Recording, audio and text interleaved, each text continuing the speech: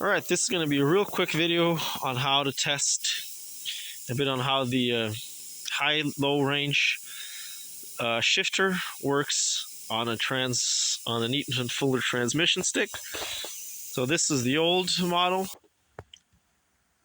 and this is the newer model, and a lot of trucks to this day still have this kind of valve here, but the concept is the same.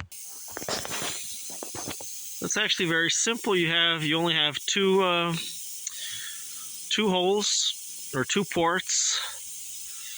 This one here, it says outlet, so obviously that's where I want to connect my gauge. That's out, and that's in. Air goes in, and in this case, if it's on the down position or low range, it's actually pressurized, it's on, and if I move it to up, it depressurizes and the valve is now off. But not only is the valve off, but also the air is exhausted, as you can hear from that little burst of air. I'm just going to do it again. And that's the little exhaust port.